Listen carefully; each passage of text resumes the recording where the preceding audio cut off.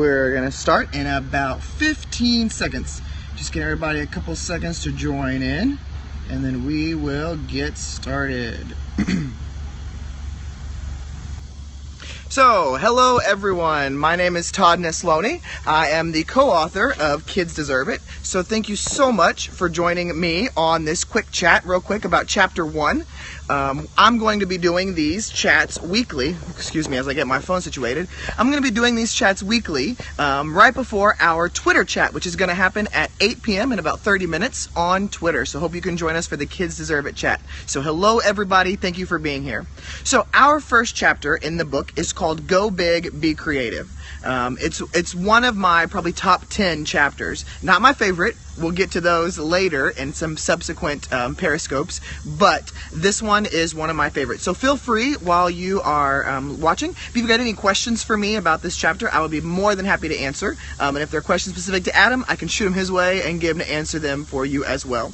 So I like this chapter a lot because it talks about how we have to be different and we have to really go all out for kids and utilize their voices and create experiences for them that are very unique to them. I always talk about when I do presentations about how kids don't remember things just due to rote memorization. We don't have our 4th grade teacher that we remember the worksheet they gave out in 4th grade. We remember things based on emotional experiences. And so when I think about going big and being creative, I think about creating those emotional experiences.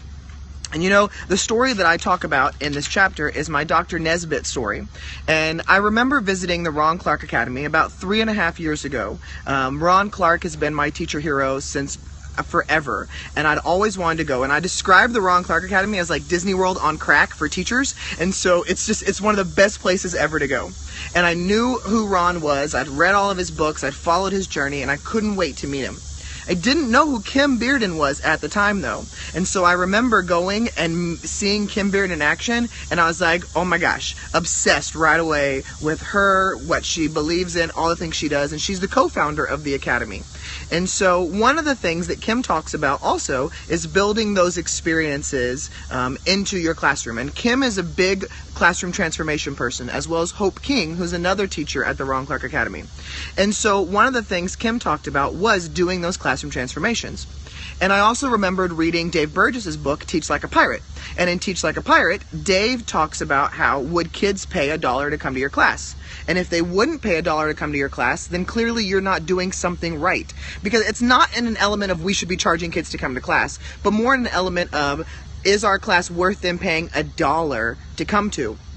And so when I left the Ron Clark Academy, I knew that I wanted to take some of those things and implement them in my classroom. So that's where the idea of the Nez Hospital came up and Dr. Nesbitt. And I know Kim had talked about a hospital transformation she did, so I went and ran with that. I went to Dollar Tree, spent about $35 or so, and I picked up clear plastic wrap that I covered the walls with. I got tablecloths. I borrowed chemistry aprons from the chemistry department over at the high school, so I didn't have to pay for any. And I got masks, goggles, hats, gloves, the whole 9 yards. And I had a 3D beating heart on the board, and I had the sound of a beating heart in the background so that it put that whole atmosphere in play. Now that did take me about 2 hours to set up one day after school, but it was totally worth it. And I had this sign on my door that said, "New Doctor Training Program, please form a single file line." And then I had a huge banner over my door that said, "Welcome to Nez Hospital." And I checked in that day as a substitute teacher. I got a sub pass, put it on my shirt. I have these fake glasses that I wear sometimes. I went to a local optometrist and asked them to make me glasses that look real but have no prescription, because I don't need a prescription because my eyes are fine. But I know that I have kids often that are uncomfortable with wearing glasses.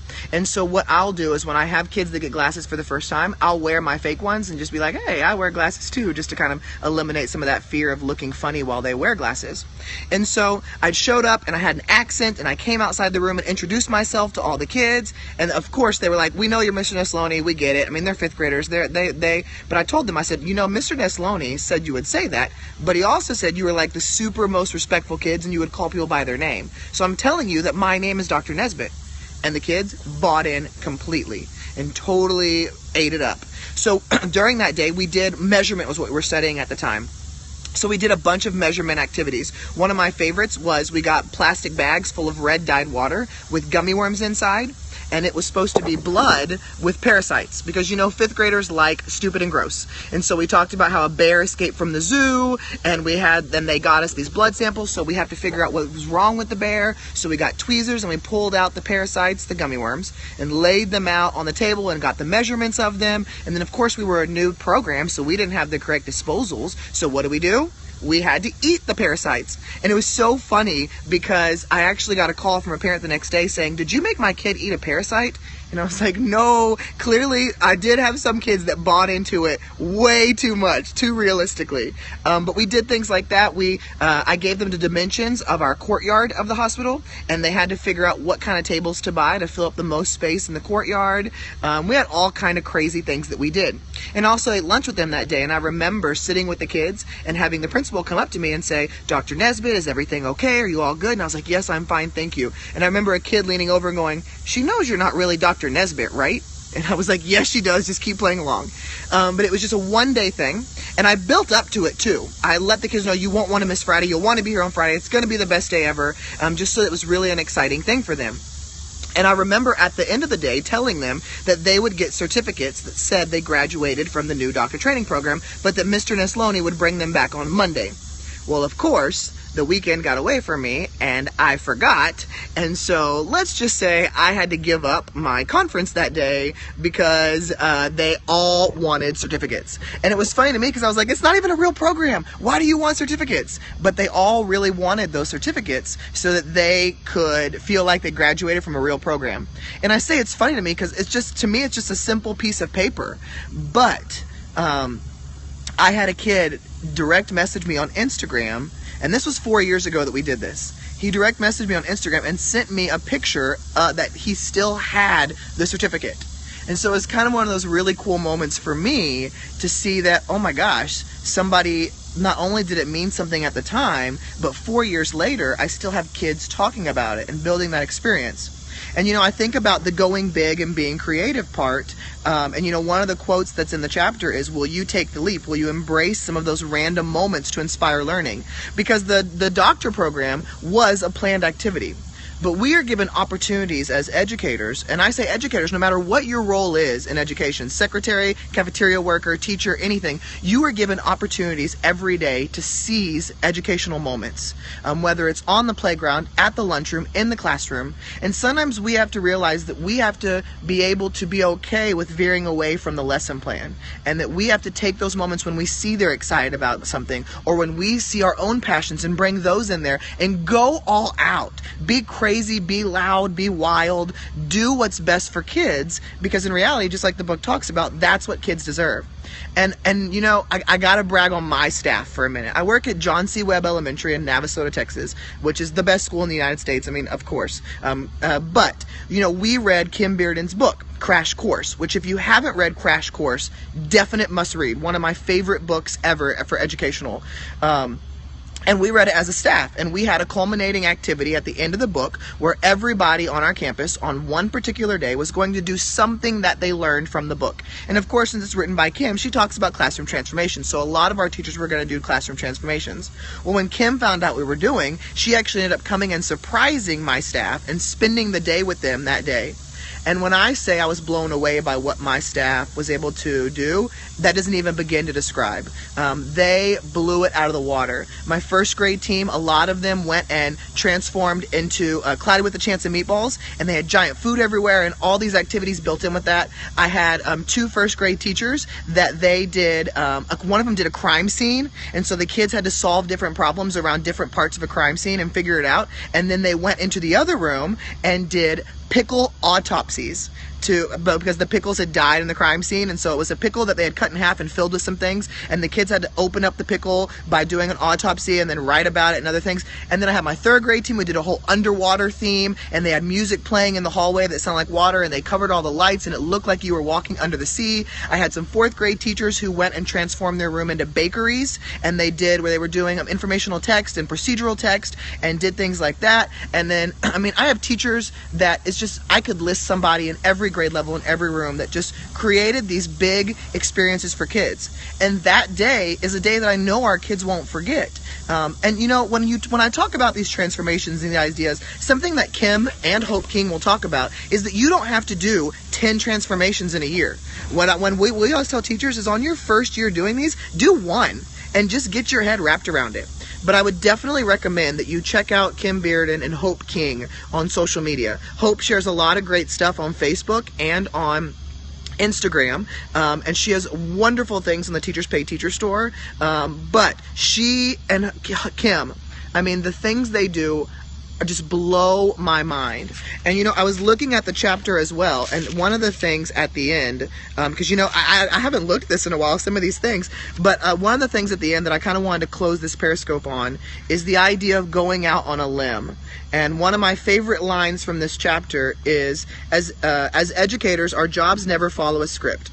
We believe that educators have a responsibility to build an environment of excitement, creativity, and value.